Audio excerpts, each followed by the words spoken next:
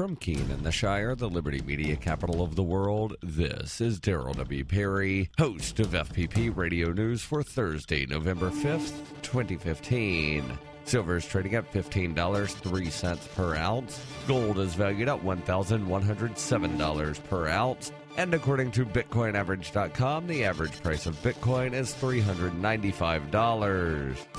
Antiwar.com reports Pentagon spokesman Colonel Steve Warren on Wednesday announced that the U.S. intends to carry out more weapons airdrops in the Hasakah province of northeastern Syria, claiming the Democratic Forces faction has achieved massive gains in the weeks since they dropped their last batch of arms there. The Democratic Forces have been hyped by the U.S. as a major new force against the Islamic State, though most analysts agree the group exists in name only and simply refers to the Kurdish YPG and a few mostly irrelevant allies. Interestingly, the U.S. claim of success is the first claim that any major territory has changed hands in Hasakah recently. Warren said the territorial gains validate the program and that the U.S. intends to send more weapons to reinforce success, though again, the claim of territorial gains does not appear to be verified by any other source, and even the Kurds aren't claiming any new victories in the area. The planned weapons drops come amid talk of the U.S. embedding a handful of ground troops in the Democratic forces in the area, which suggests the intention of throwing more arms at the group is actually in part an intention to prop up the YPG forces ahead of embedding with them.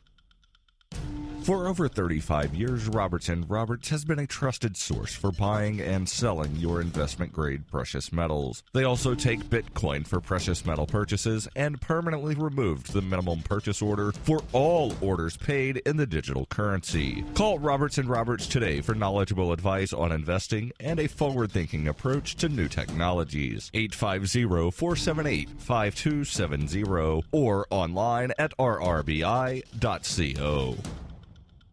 UPI reports Janet Yellen, chair of the Federal Reserve, suggested on Wednesday a December interest rate increase is a possibility. She told the House Financial Services Committee in Washington, "At this point, I see the U.S. economy as performing well," adding that domestic spending has been growing at a solid pace and called a December rate hike a live possibility. The Fed's Open Market Committee cited strong rates of household spending and business investment, adding it will consider raising interest rates at its next meeting, scheduled for December 15th and 16th. In her prepared statement on Wednesday, Yellen emphasized the comprehensive nature of Federal Reserve reforms since the 2008 economic crisis.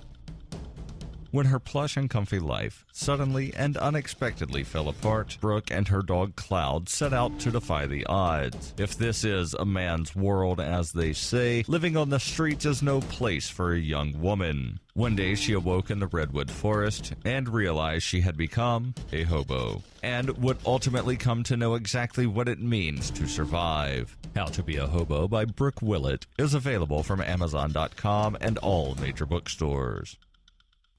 Reuters reports a U.S. judge on Wednesday declared a second mistrial when a jury deadlocked again in the case of an Alabama police officer accused of throwing an Indian man to the ground. Eric Parker was retried on accusations that he used unreasonable force while working as a Madison, Alabama police officer. During his first trial in September, another jury in Huntsville, Alabama federal court also deadlocked, resulting in the first mistrial. Parker faced up to 10 years in prison on a single charge of depriving the Indian grandfather of his civil rights in a case that drew international attention. Suresh Bhai Patel, who testified in both trials, suffered serious injuries during the February incident that was captured on video. Parker declined to comment to reporters outside the courthouse, but his attorney, Robert Tutton, said he was disappointed that he may have to face a third trial. At the time of the incident, Patel had recently come to the United States and spoke no English. He was stopped by police outside his son's home during a morning walk. The police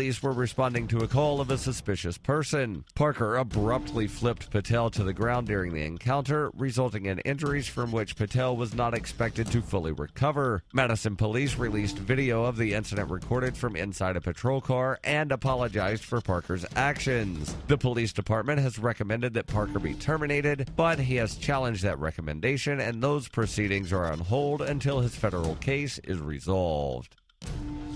This has been FPP Radio News, online at fppradio.com.